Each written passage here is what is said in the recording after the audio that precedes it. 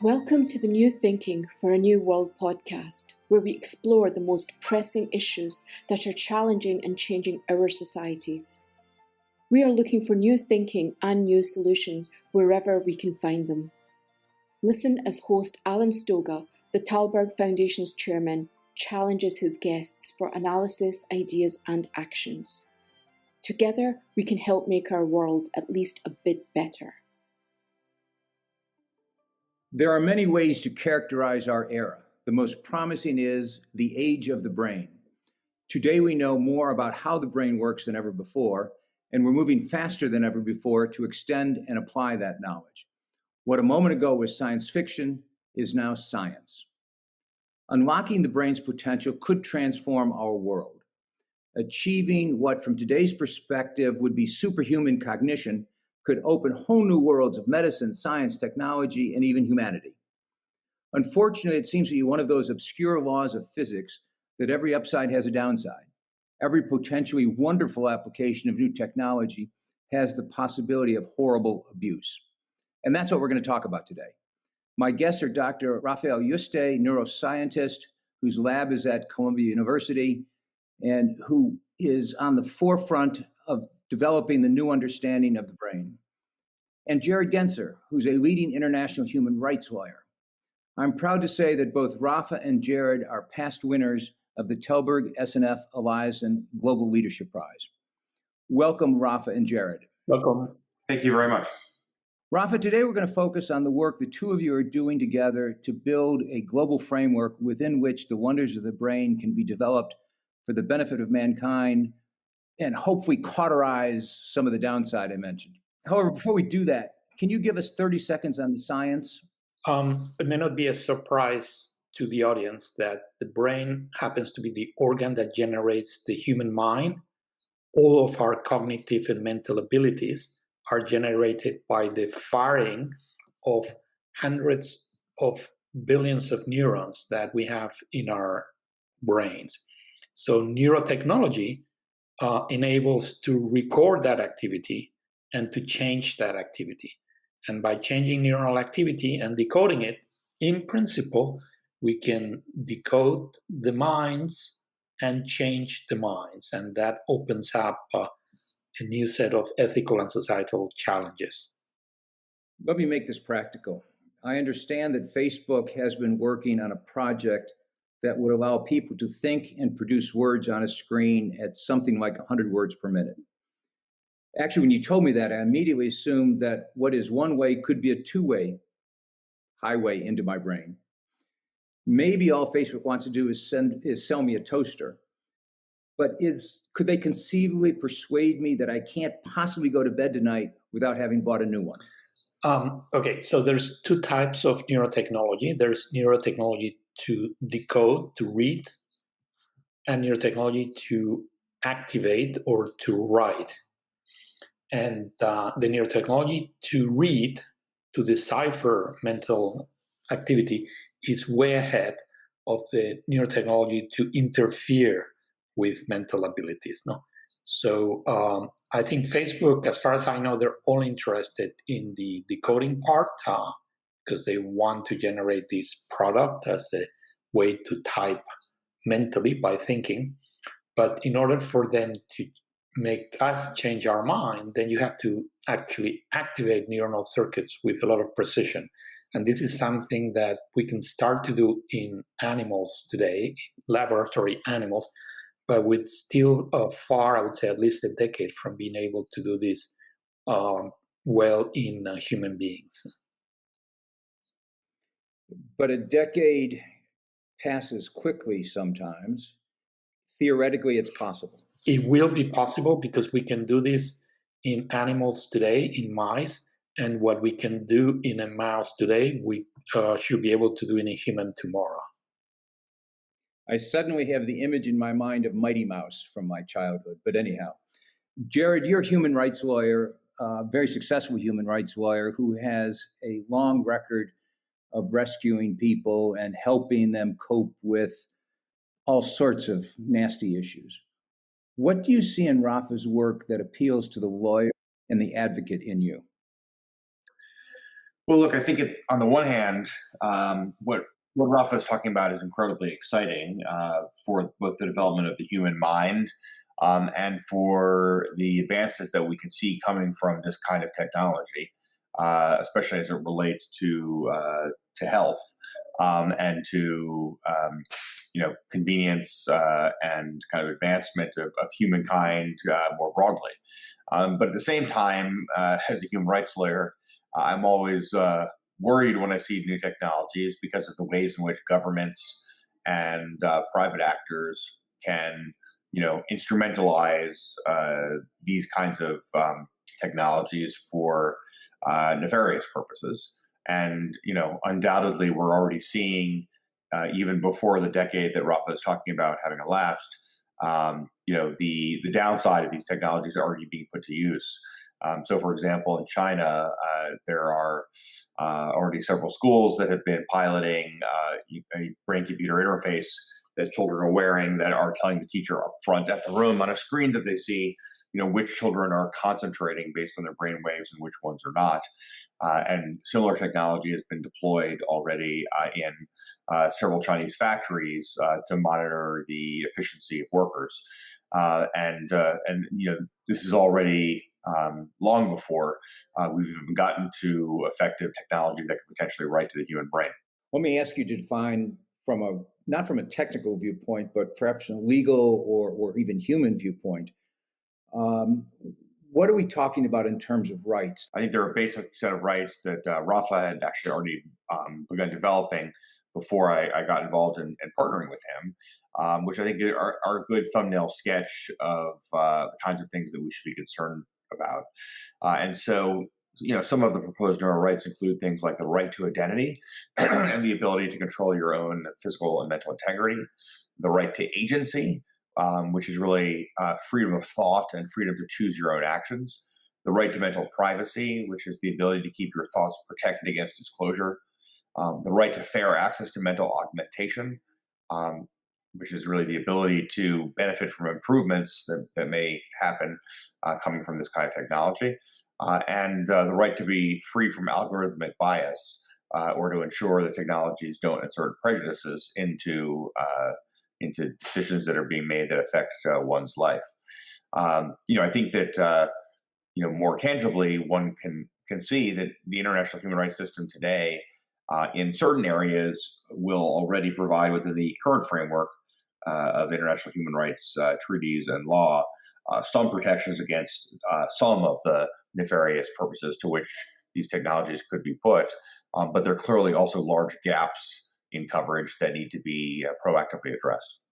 I want to come back to that in a second, but first, Rafa, you're a scientist. Most scientists are quite happy stopping at their laboratory door and leaving the practicality and the implications of their work to others, like Jared. What is it in this set of issues that you're dealing with that has driven you to take the issues beyond the lab into advocacy and into trying to promote a discussion about these issues of neural rights and even neural identity? I'm a neurobiologist, but I got into neuroscience from medicine and also because of my interest in philosophy, in understanding the human mind. So I cannot help but understand that whatever we do to figure out how the brain works is going to reveal how the mind works, and this science is neutral, and you can use this knowledge for good and for bad.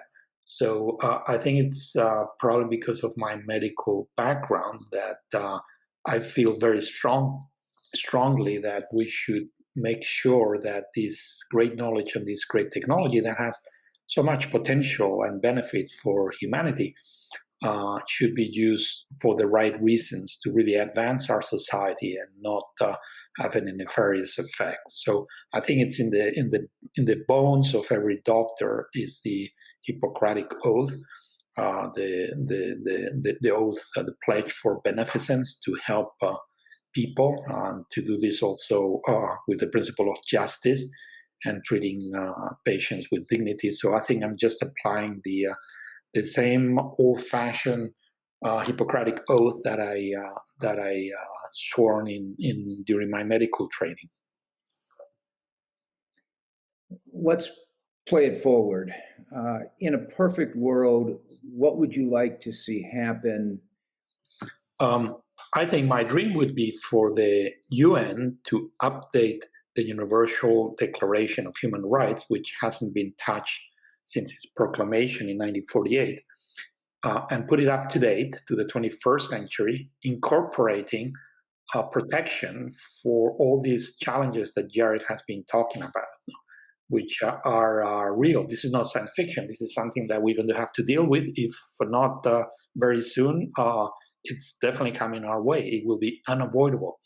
So I would love for the UN to take charge and with the updated Human Rights Declaration, then you could imagine this could be an instrument for convention or committees of different countries that would regulate at an international level, at a global level, the development and deployment of neurotechnology. And this, a model for this is what happened with the Atomic Energy Commission, for example. So this was also UN-driven, and it led to an organization which has overseen the development and use of atomic energy since the 1950s, and I would say pretty effectively. Let me take you on that, because that is exactly how I think about it in the atomic or nuclear weapon comparison. And in fact, there we had a dramatically different experience. We had 2 bombs used in 1945. We then had a brutal Cold War race to develop weapons among 2 and then 3, 4, and 5 different nations. We had an ongoing process. Thank God it was never used, but we built bilateral relations. We only eventually built multilateral relations framework around this, the Atomic Energy Commission, long after both the technology had been used on human beings, and we had gone through this long competition between the Soviets and the Americans, and then with the Chinese, and then the Europeans. We would all hope to avoid another Nagasaki in this space. I can think of, and I'm looking for another example where mankind got together and said, oops, this is technology we really need before it is fully developed to manage. Can you think of one? Yeah, of course. The chemical weapons, they were developed in the First World War, and they were also deployed with horrific consequences in the battleground. And that led to such an outcry of public opinion that since then it's been very effectively regulated. I mean, with a couple of except in Syria and a number of other places. Sure. Yeah. I mean, I'm not saying that humanity is perfect, but overall, I think we should be proud that chemical weapons, biological weapons, atomic weapons are being regulated and overseen by an international commissions. And there's always an exception here and there, but the important thing is in this case of neurotechnology, like with all these other formidable technologies that can lead to weapons, it's what's critical is to get the main players involved. So neurotechnology is not being developed by small countries in the third world. They're developed by industrialized nations, particularly the US and Europe, and to some extent Japan and China. So I think as long as we have a consensus between the main players, it's I'm an optimist. I think this we've learned. We should be learning from our mistakes of the things we did wrong with atomic energy, for example. As you were pointing out, it was not a rosy path, but we should be. I think this experience is also like COVID has humbled our societies in a way in which it's increasingly clear that we need to cooperate across different countries in a multilateral fashion. And the climate is another example, and I think it's a positive example that how humanity is slowly getting their act together with the climate. So our proposal is maybe with a UN-driven effort if the main players that are developing neurotechnology would be involved, then we could have some guidelines that could be then used to ensure that this technology gets developed and deployed for the benefit of humanity. I'm afraid I'm in the school that man learns about fire by getting burned. Hopefully I'm wrong on this. Jared, you work all the time within the framework of the United Nations. You're actively at the moment working part of your time with the Organization of American States. The UN has a history, it has a reality. How do you think it's possible to move the United Nations, and in particular its key players, as Rafa pointed out, in a positive direction to try to get our collective arms around these issues before we experience the horrors of trench warfare or the horrors of Nagasaki? Yeah, well, that is the question, isn't it? And I think the reality is that we are already a decade behind at the UN because the international community is simply not engaged on or discussing these issues in any meaningful way at a global level. And so we really need to jumpstart in dramatic ways what the UN does. And the UN is not often the most nimble of institutions. I think this is why we need really an all of the above approach to working proactively to address these issues. And this includes trying to advance efforts within the UN to have discussions about forthcoming neurotechnology and neurorights, and working in a wide array of ways to get different parts of the system to engage in these issues, to start discussing the possibility of an international treaty that would address the gaps in international law, and move towards the development of a new agency, as Rafa was suggesting, to look at these issues, et cetera. But at the same time, we also need to look at what are the national regulatory frameworks in place, especially in the top 15, 20 countries that have companies and government engagement in developing neurotechnologies. We need to look at the company level and look at questions that relate to neuroethics and what kinds of self-policing can companies be engaged in, and what kind of efforts can be undertaken to drive people towards responsible development of these technologies. And we need to look at the citizen level globally and look at public education and awareness raising for people around the world to understand what is coming, and to be demanding that in their own countries that companies and policymakers focus on both the positive sides of these kinds of technologies, but also act to mitigate the risks associated with these technologies.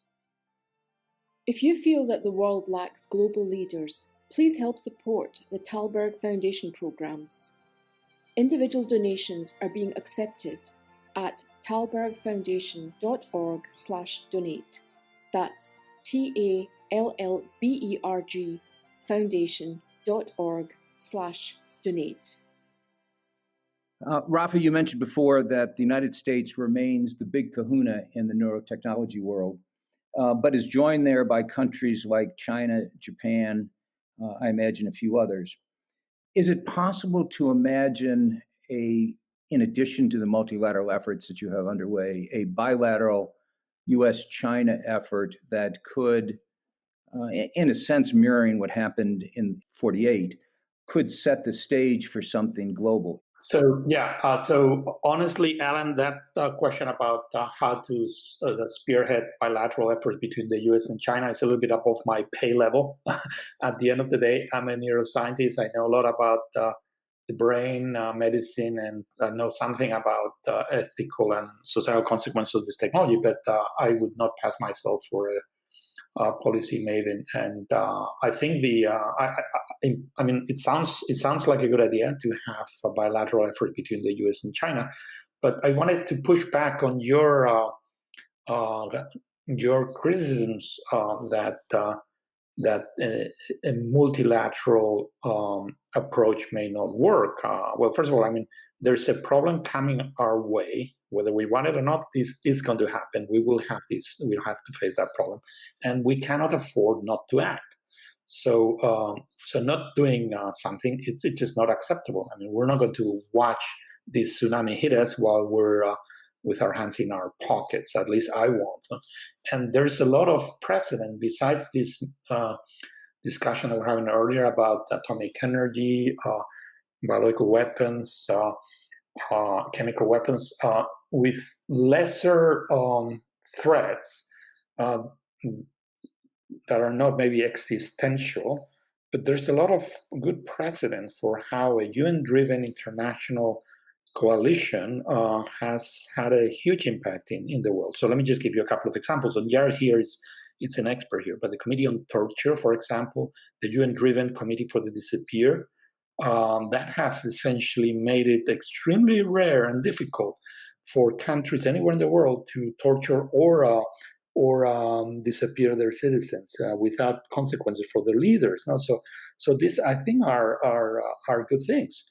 And I can imagine also what's going on with genetic engineering and the CRISPR international coalitions that, including China, are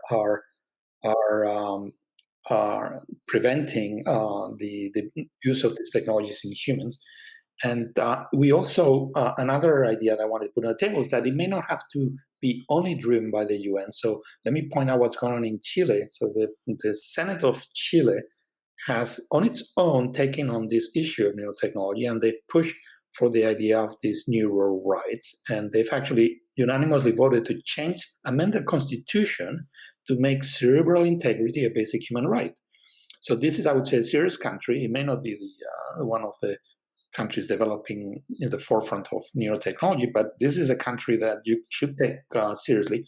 And if Chile takes a stance, and other countries like Spain could follow, at some point, you could imagine it be like a domino effect. Now, many countries will jump in, and eventually the UN and other countries will essentially have to be carried on by the swept by this global movement.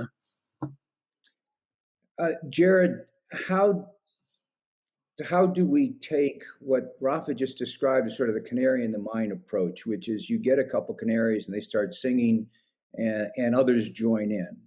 Do you think that is practical? How do you make that work practically? Undoubtedly it's an uphill struggle because, oftentimes when you see the international community, being aware of even global crises that are on their doorstep, they still hesitate and can't mobilize the political will to act.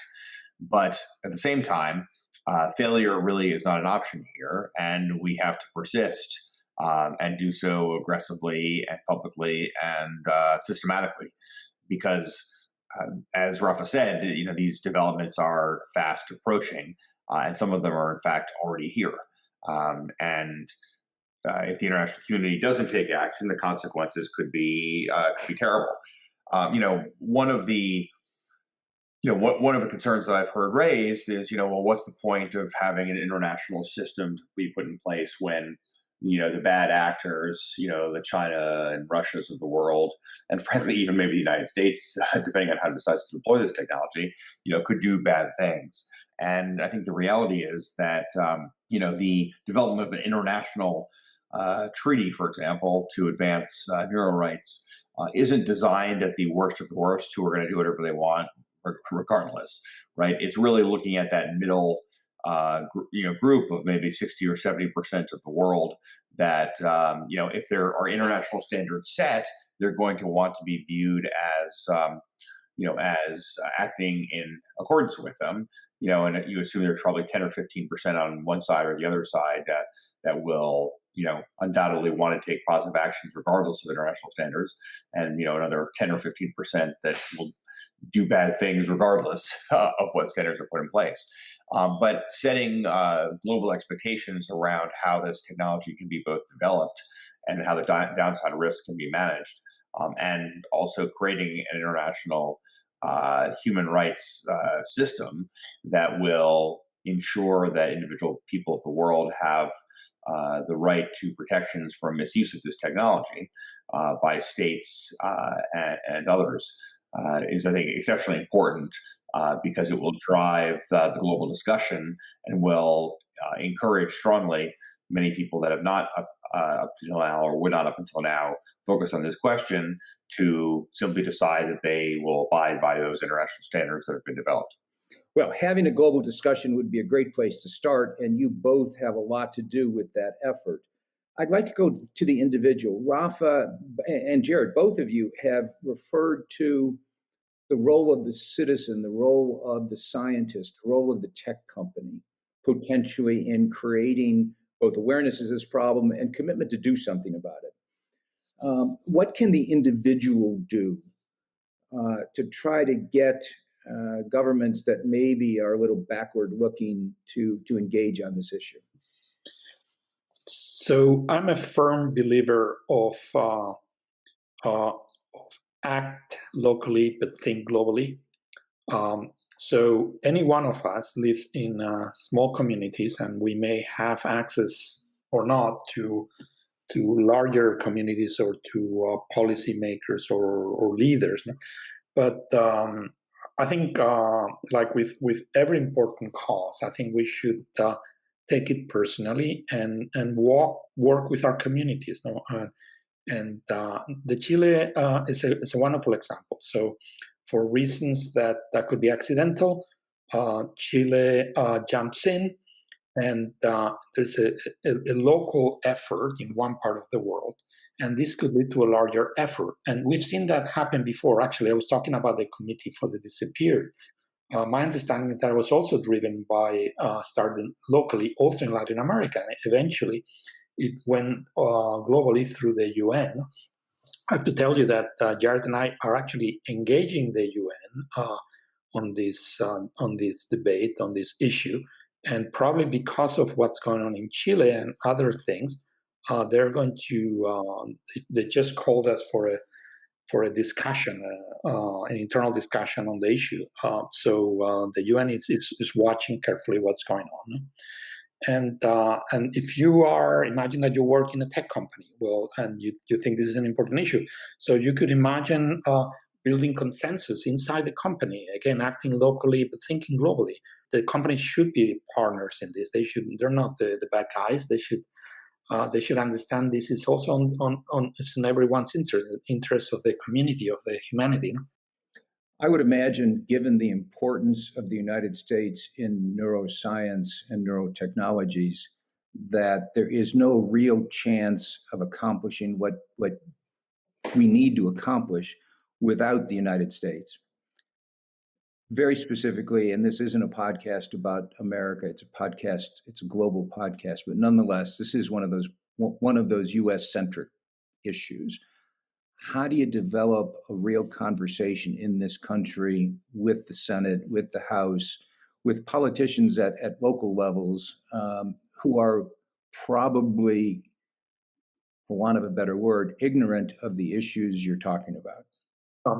Actually, this one would be a perfect question for Jared. Jared is more knowledgeable about the inner workings of the U.S. As a Washington insider, if I can say that, Jared. Sure. I think that was a compliment, Jared. I'm not sure. Yeah, I think it was maybe a backhanded compliment. No, I'm just kidding. But look, I mean, I think that there are definitely members of Congress who are very interested in and focused on the development of science and technology. I think these will be the natural audiences from which to start. Clearly, this is not a party partisan question, and should be the kind of question on which consensus can be developed. I think that there are going to be people that will want to try to develop a U.S. regulatory framework that will, on the one hand, provide minimal guarantees and protections for the American public, but not stifle innovation and entrepreneurship in the development of these new technologies.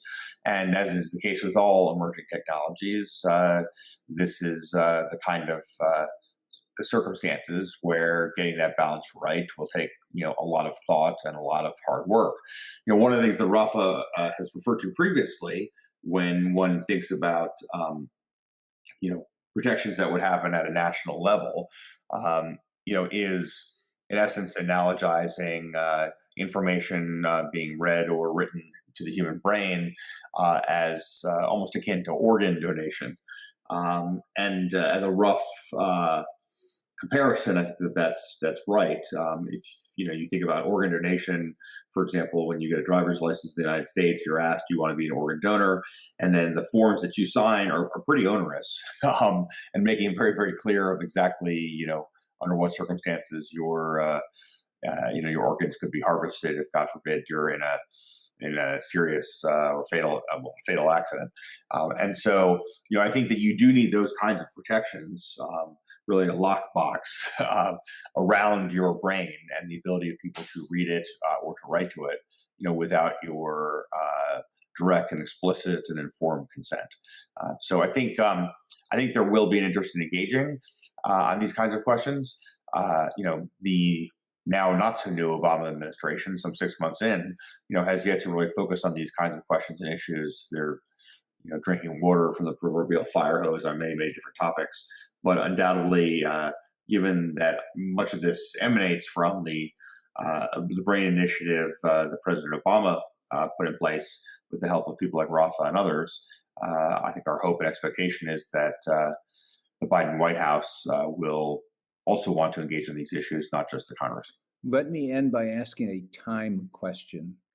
In the nuclear space, we have a doomsday clock that is periodically reset a few seconds to midnight, trying to encourage people to do what they ought to do anyhow in terms of controlling the proliferation of nuclear weapons.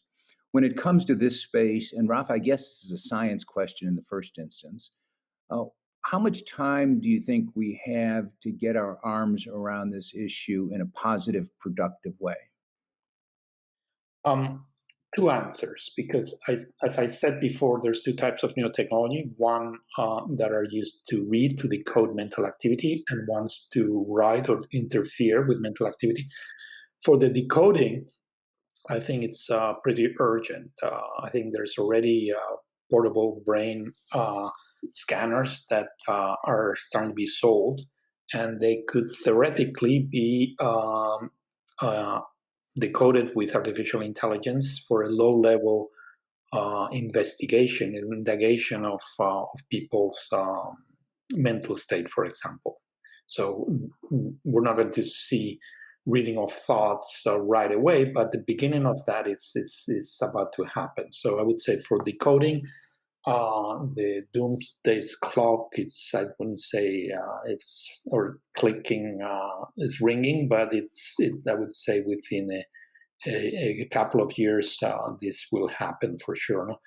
Now for the writing part, we have more time. I would say at least a decade or two, and that would be, for me, that's the really worrisome scenario, because what we're talking is about mentally enhancing humans. And we're talking about building a new type of species, a hybrid human, in which part of our brain will be devices that would be running artificial intelligence algorithms and connected to huge databases. So this could be a transformation of humanity, And I don't think we should be waiting 10, 20 years to see that coming, but we should start thinking hard today as to what type of human we want to be, decide that in a global, worldwide discussion, and enshrine that in the Universal Declaration of Human Rights, which describes as good as any document what it means to be human. So I think again, from your doomsday clock, the real worrisome is the one that's coming probably 10 to 20 years from now, and that would involve mentally augmenting humans with neurotechnology and transforming us into a hybrid human-machine type of species. Thank you for that. Let's stop there, because I'm not sure what can be added other than these really are urgent issues that both require citizen engagement, but also, equally importantly, wise government intervention. So again, Rafael Yuste, Jared Genser, thank you very much, both for your work on these issues and for joining us today. Thanks so much. Thank you for joining us. Please rate our show on Apple Podcast and subscribe. Meanwhile, you can find us on Facebook, Twitter, and Instagram, or you can subscribe to our newsletter at Tällbergfoundation.org to learn more about our work. That's TALLBERG Foundation.org. Thank you, and we'll be back again next week for another episode of Tällberg's New Thinking for a New World. This podcast was brought to you through the generous support of SNF, the Stavros Niarchos Foundation.